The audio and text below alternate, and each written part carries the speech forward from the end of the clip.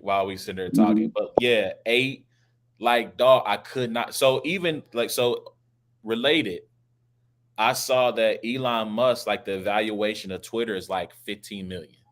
Okay, 15 15, 1 5. That's what the million. valuation billion.